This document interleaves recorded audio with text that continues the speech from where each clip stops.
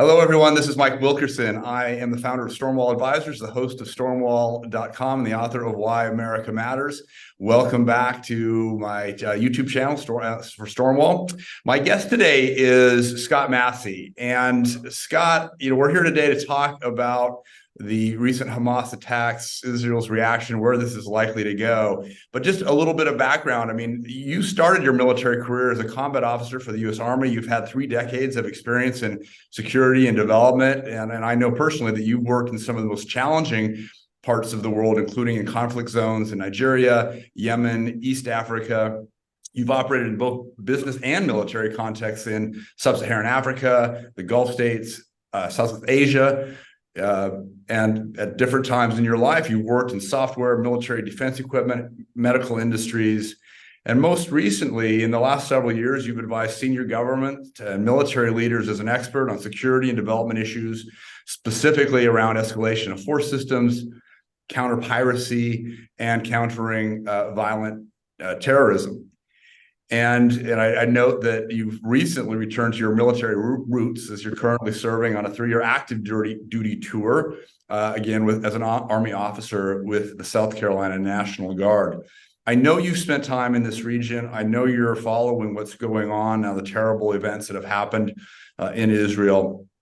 From your experience, what you've seen both in and out of the Eastern Mediterranean region, what are we seeing? Are we seeing a seminal moment in the history of the region? Yeah, thanks, Mike, for having me, and good to talk with you on this. Is really, I would say, yeah, seminal is an understatement. This is and we had a number of meetings this morning. Even this is a hot topic, obviously, but we are seeing a very, very different environment than what we've even known, even on the global war on terror. As a military, we've had 20 plus years of experience dealing with what we called terrorist threats. But this is unlike anything we've seen before. This is to see a multi-domain level operation, air, sea, land, conducted simultaneously by a threat like Hamas, and then being conducted in a manner in which they did it surreptitiously. Like they pulled it off without Israeli intelligence being able to counter it initially. And that is something we've never seen before. And it sends off alarm bells across the chain. What are we now facing? We're facing a very different threat, and that is externally funded, also has a lot to do with it. So, it's both in and out of the region. How you want to define the region, but yeah, we're seeing very, very different circumstances than we've seen in the past. One of the things that struck me about the timing of, and you mentioned sort of the surprise, at least for those of us anywhere else in the world, was the timing issue. We noticed, of course, it happened on the Shabbat. It happened during the end of the festival of booths, the Harvest Festival, at Shemini Azaret, Simchat Torah, the very end, which is sort of, in the cycle of the Jewish year, this is a high point. This is a celebratory time. People have put their guards down. They're there to just really rejoice in the harvest and the end, going through this whole time. So not a fast season, but a festival season, or time for rejoicing. And obviously that had something to do, I'm sure, with timing. But what was, of course, very significant was that the launch of the terrorist attack was within a day of the 50-year anniversary of the start of the Yom Kippur War, or the October 73 war, which commenced on the 6th of October, literally, within a day of what we saw happen with Israel last week. Now, it also struck me that it follows on the heels of this period over the last several years where we've had this rapprochement between some of the more moderate Arab nations and Israel. Specifically, we saw going back to 2000 with the Abraham Accords that progress was being made with countries like the UAE, with Bahrain, and then most recently with Saudi Arabia getting very close to reaching an agreement. So I wanted to maybe before, and I think we should talk a little bit about what or who is Hamas, but maybe before we move off of what you said at the opening, what are your thoughts on this? I mean, what was this purely symbolic? Were there other things going on in terms of when they chose to launch this? How do you read this? Yeah, well, and yes, there's symbolism involved. There's also tactical, practical.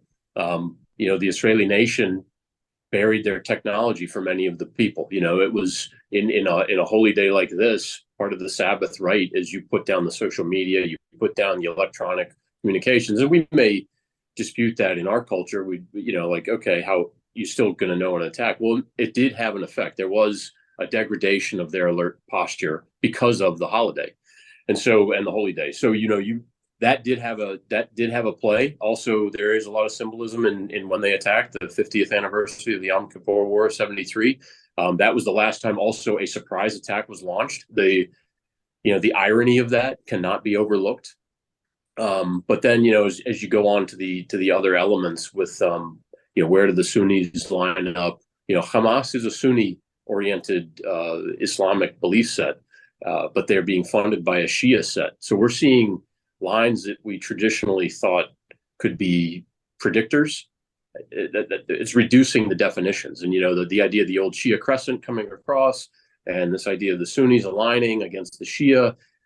In certain parts, that's not applicable, and then we see the other Arab nations bottling up the Palestinians and not really coming to true assistance. So whatever, as I would always say to my wife, every time I go into the region, I'm like, yep, stereotype 973 just blown away. It is so hard for us in a conventional Western mindset to really understand the dynamics there, and that's Israel has a Western mind, but they live in the Eastern culture, and they thrive in that space. So those are interesting components that really make this a cacophony of circumstances. I think it would be helpful to talk a little bit about what is Hamas. But before we do that, maybe just one more question around what happened, the events of the initial attack over the weekend. Largely in the media, this was being called, and well, actually by Israeli and other governments, an intelligence failure. And there was this very quick analogizing to 9/11 or Pearl Harbor or otherwise. Now, there's also been a lot of questioning. The general line goes, how is it possible that an organization as sophisticated as Mossad, as the intelligence apparatus of the IDF and the government itself, how this could not have been known? I'd be curious, before we move on to a little bit of the political and geopolitical background here, just your thoughts on how could this possibly have happened as you described? Yeah, well, it's actually a fundamental component, and it's Hamas went off grid. They went dark. They used analog. They moved to a very different format, and Israel moved in a different direction. They went more and more dependent upon technology and sensor systems and electronics and the digital, not analog. And when you see that, and the American way of fighting is also, it's endemic to us to possibly go that route. We, even in our special operations community, advocates humans over technology, but the rest of us really do fight in a technological format, and we really put a lot of dependence upon our capabilities on detection through electronic means and SIGINT and other things like that. The human factor and the ability to go dark is given less shrift. And Mossad is famous for probably one of the better human intelligence networks in the world, as with maybe the Pakistanis, but even at that, we're seeing now they have some work to do. What happened? How did they not pick up the signs? The idea that 100,000 rockets got smuggled into Gaza to be launched in a synchronized attack again, air, marine, land. That is, having done operations like that, those are not easy to pull off, and it is extraordinary that they were able to do it. So yeah, there's a lot of things that are going to have to be looked at from the intelligence side. Where did we miss? A lot of it is focus and overwhelming data, and that's part of our issue too. It's not like we didn't see it. It's like we didn't prioritize that piece of information over a million other pieces of information that were flowing in. Yeah. Well, it's interesting. I think that's going to be one that people are going to continue to ask questions on for a while. Okay. Let's shift gears a bit, and maybe you could describe for the general audience who don't have the expertise that you do around it. What is Hamas? What is the background here within the region, historically, politically, currently, for people who are just really coming to focus on the name and the group? What is it? What does it mean? Yeah, I will not advertise myself as an expert. However, the region, it's, Hamas came around in 1987. They're a Muslim Brotherhood affiliated organization. There's lots, you can go into layers and layers and layers of what that means. The Muslim Brotherhood, has a long history in the region, coming out of Egypt, Sayyid Qutb and some of these folks, but more radical approach to implement Islam, not a passive style, like they're aggressive. Hamas came in to power, and really they oversee a very, very difficult environment politically there. We tend to think of them, well, I will say some of us tend to think of them in a monolithic sense, like, oh, there's Hamas and there's Fatah and there's the Palestinian National, organization, et cetera. And then there's a PLO, and all those fit into neat boxes. That's not so. And Hamas, when they came to power, I think it was 2005, 2006 range, they had to manage a very, very disparate group of differing opinions, just like every other political set, and that Hamas rose to the surface and has maintained power certainly is not accidental. They've made some very shrewd political moves in their accession to power, and they have to accommodate both what their versions of radicals are and some of their more moderate elements.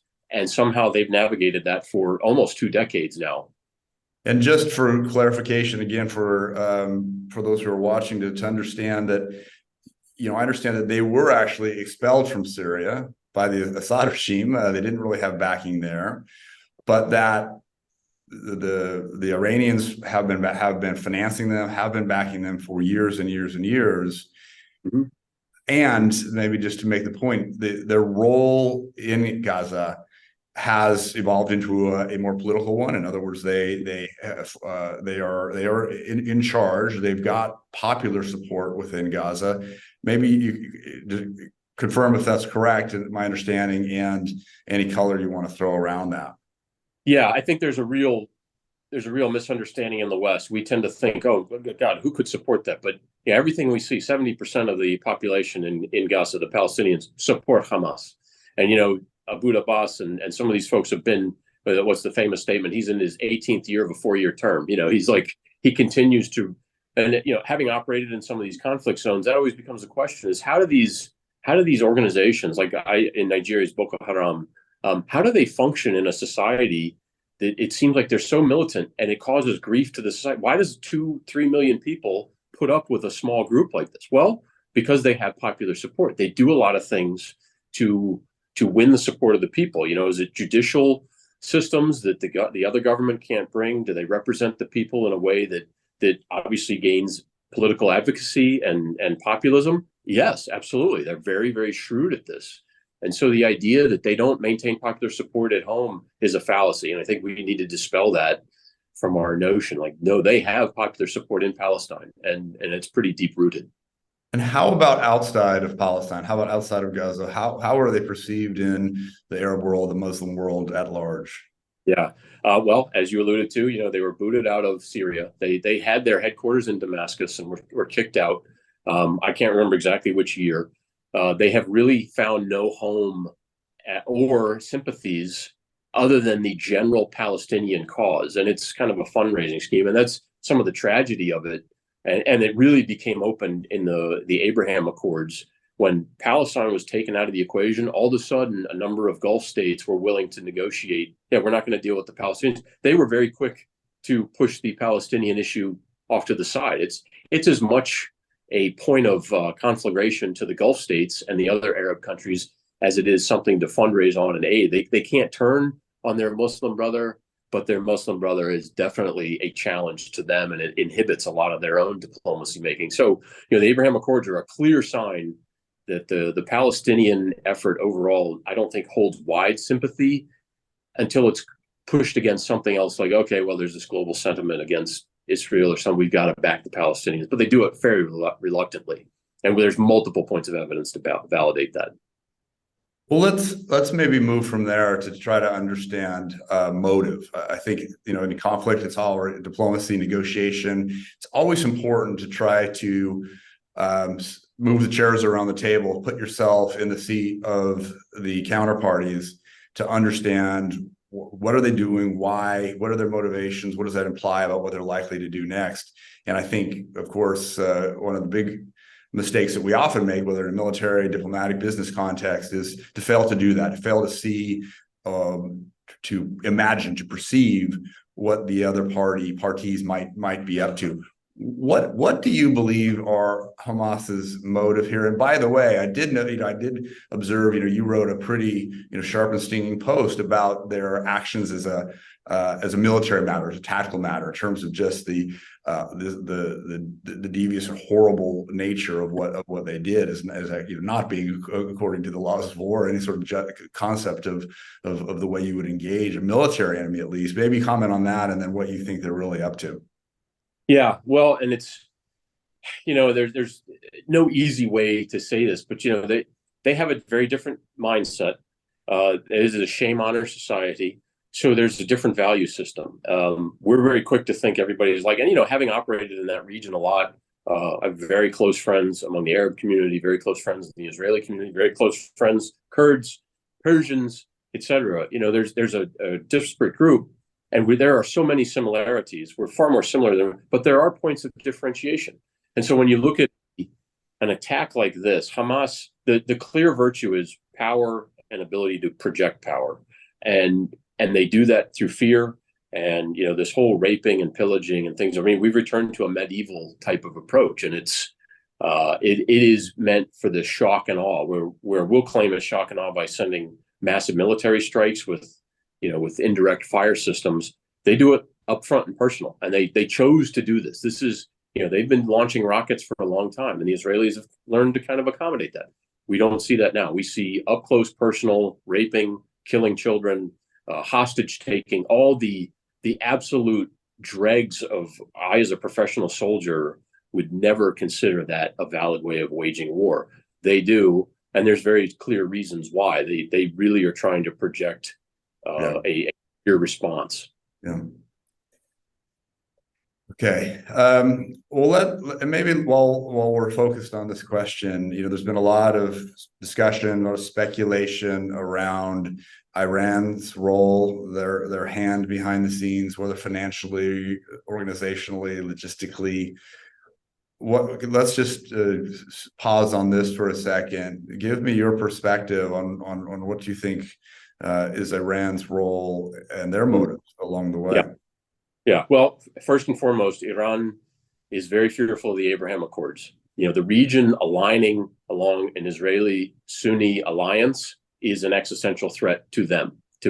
And they've been a long projector of power through terror-like efforts. Their Quds forces are well known. I mean, most of the casualties we suffered in Iraq were at the hands of Quds militants or Quds-led forces, and that's kind of the projection, the Iranian projection force that goes into other places and operates. You could call them an intelligence. They're not quite an intelligence organization, but they are a paramilitary type that seeds trouble, and they fight, and they're extremely competent at what they do, although they fight in a very different style than what an American military officer would say is an appropriate way. So, they have a long history of operating like this, projecting power by, with, and through others.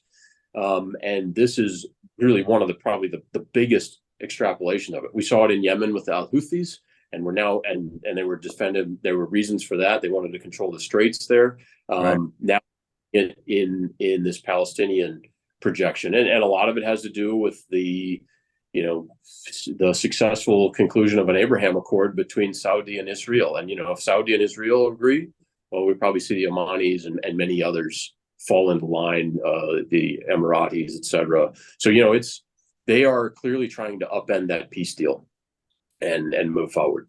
It's interesting to me. I mean, I did some work recently and some podcasts around the expansion of BRICS.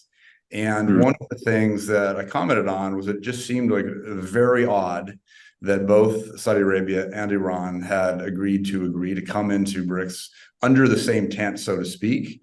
Historically, as you pointed out, adversarial from a religious, political, geopolitical, in terms of exercising power in the region, not easy or natural bedfellows. And all of a sudden, here they are, sort of aligning under this Chinese-led umbrella, which for China, what became very clear when you looked at the nature of the BRICS expansion.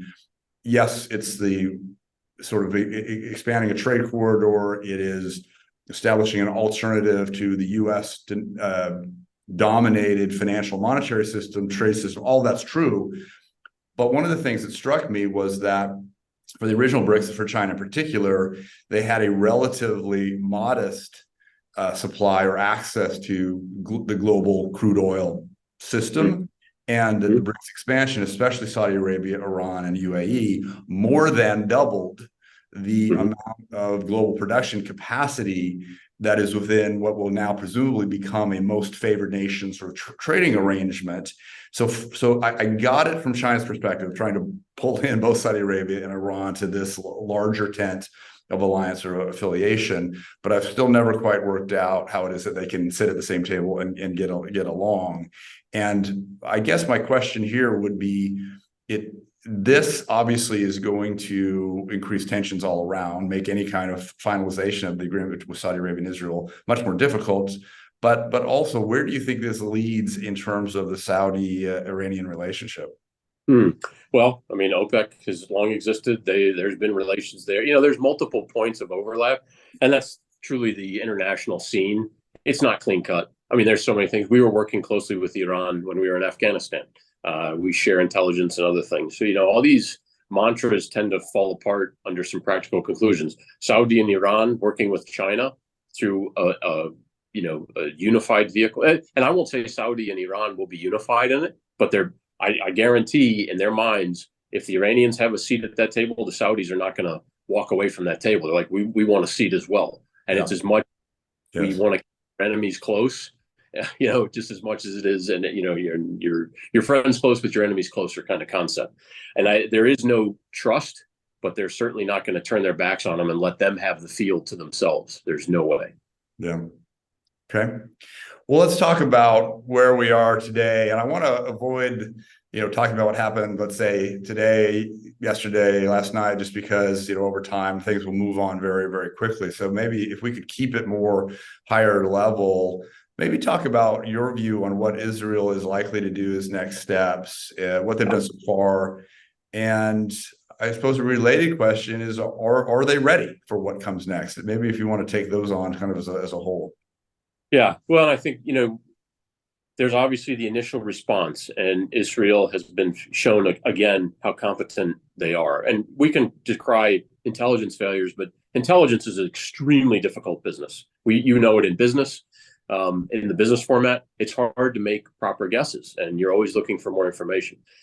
So Israeli response initially has been probably, okay, they had the insertion, then they've responded, they're pushing them back.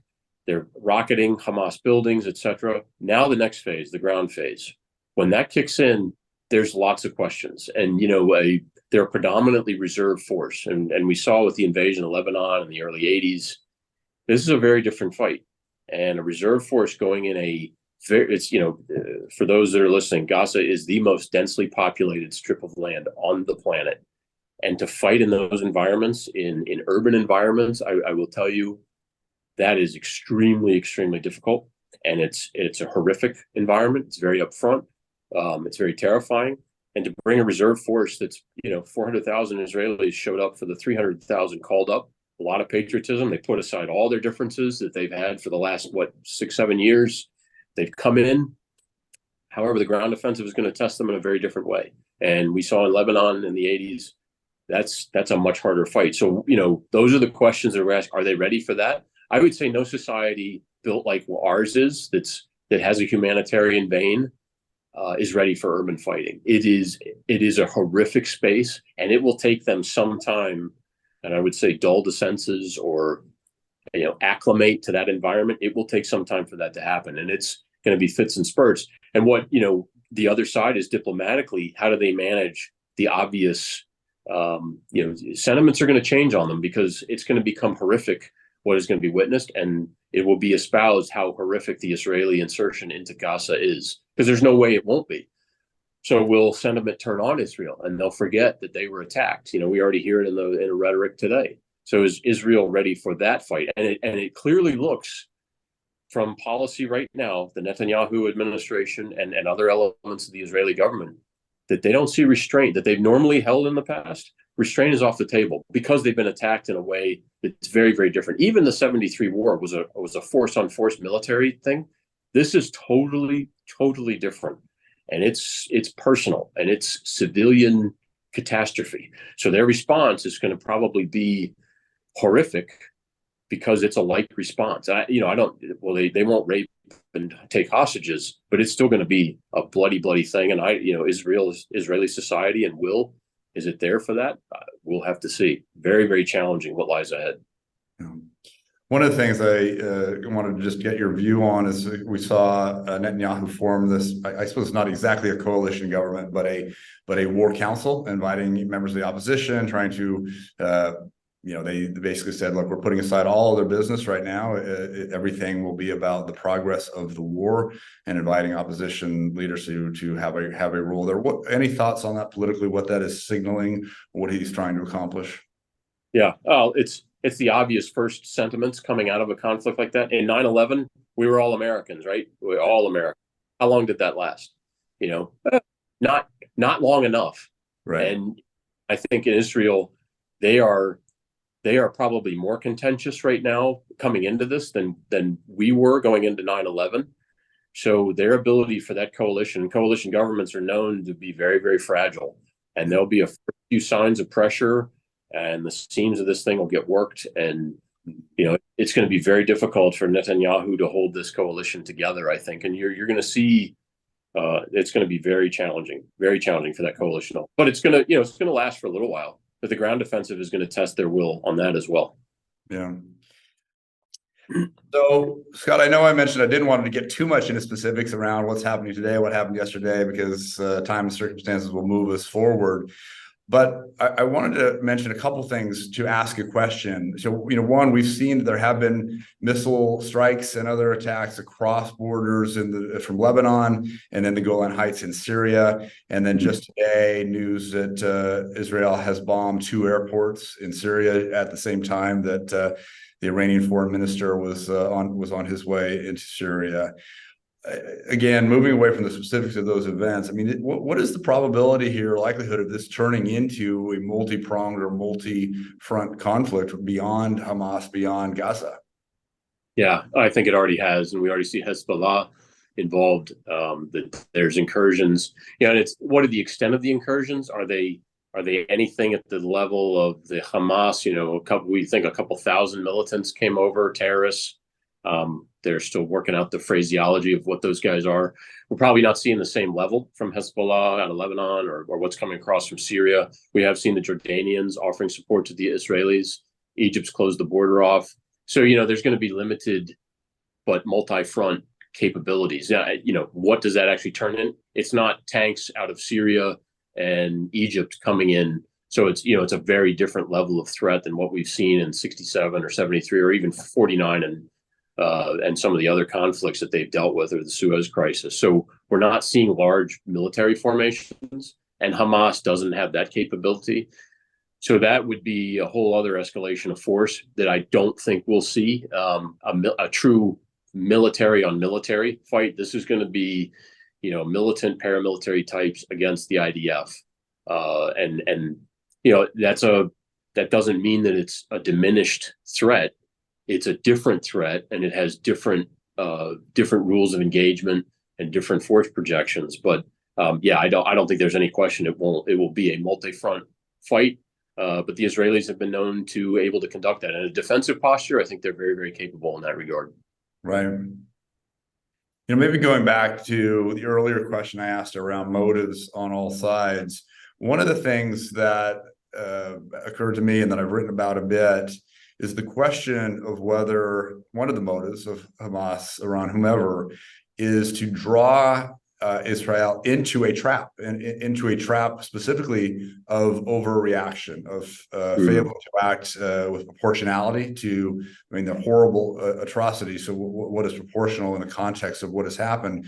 But nonetheless, for the moment, the sympathy has led with Israel. The potential risk, of course, is that sentiment shifts as violence and revenge takes its hand.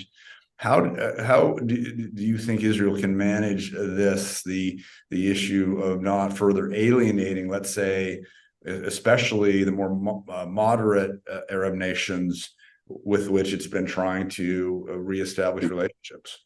Yeah. Good question. And I think, time is not going to be Israel's friend. We've already seen within moments of the attacks, pro-Palestinian messages come out. I've heard even they say unprovoked attacks, have elicited, Israeli response. And it's like, wow, okay, how could that even be so? However, in another month or two, that will probably become the common mantra and line. So Israel has this very difficult decision. How do we stop an existential threat, which is Hamas? They can no longer allow a Hamas to exist in Gaza that will be able to project force like this, because they will, of course, it's predictable they'll try it again. So they're going to have to deal with that, but also do it in an expeditious manner. So this is going to have to be a rapid insertion. Otherwise, if it's elongated, as we've seen some of these things, these occupations, they don't go over well. Even their own, as we've talked about earlier, the internals of Israel were very fractured coming into this. They've united for this moment. Those things are probably going to be pitted against one another again. So time is not Israel's friend. They're going to have to react quickly, decisively, and set some limited objectives on what is actually a reduced Hamas ability to project power into their region. Otherwise, you're going to see sympathy go against them. And whatever the mantras for years of the occupation and all these colonial ideas, those will become the predominant narrative, and that'll be very difficult for Israel to counter, especially with a fractured internal structure as Israel exists right now. Right.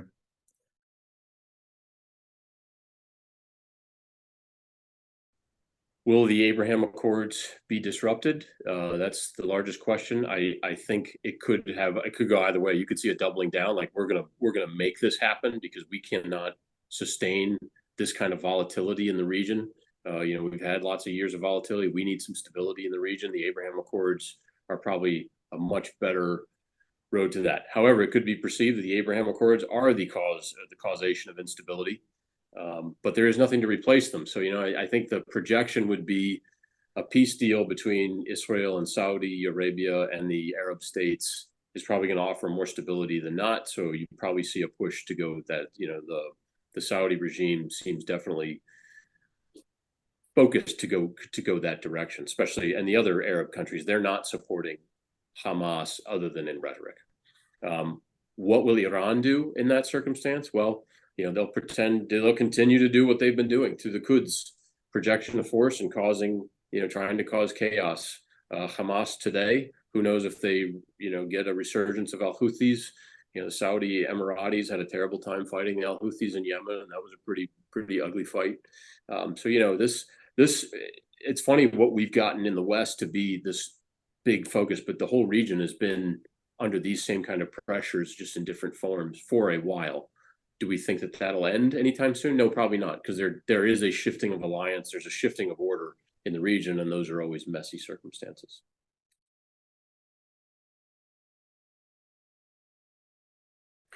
So the role of Iran, China, Russia, etc., how they interact with one another, how they interact in the region. Iran definitely remembers its era of power. I think you need to add Turkey into that mix. All of these have had, especially the Russia, Iran, Turkey, they've all had some power projection into that region at some point. Russia's had a lot of antagonism with Iran and Turkey.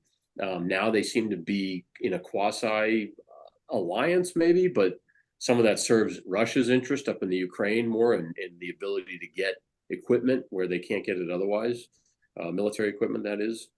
China is Belt and Road. They're just trying to project whatever they can influence economically everywhere possible. And, the China story is complicated because their internals are so very weak, and we're starting to see those play out. You've spoken about it.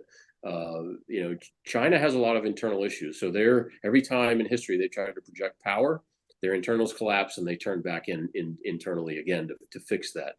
I don't think we're going to see an end of that history in this period.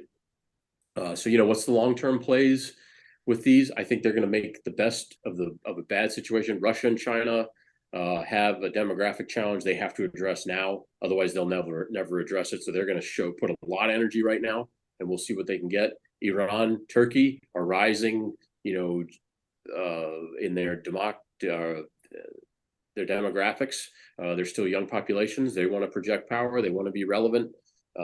They're going to do everything they can to be so. And I think Iran and Turkey will probably make some kind of an agreement that will counter Israel and Saudi, and Turkey's going to be the wild card in all of that. So, where we see all that fall out, hold on to your hats. They say, may you live in interesting times. Well, we certainly do, especially for this region.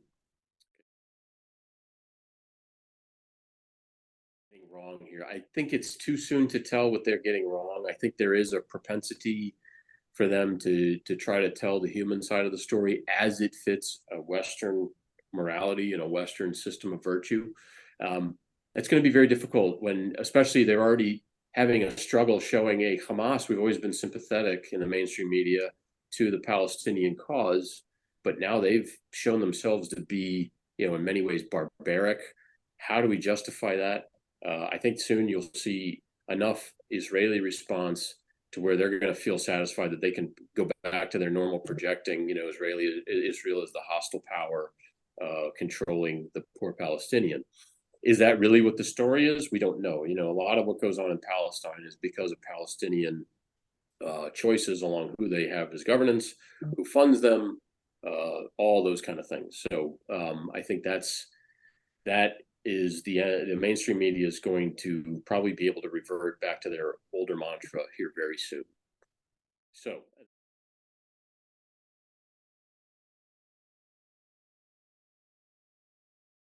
it's very difficult. We have not shown ourselves to be very adept in these complicated situations.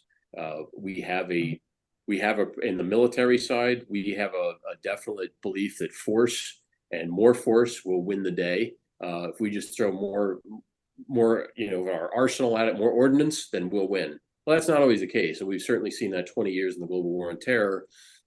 We may have caused more antagonism than we did gain friends and alliances.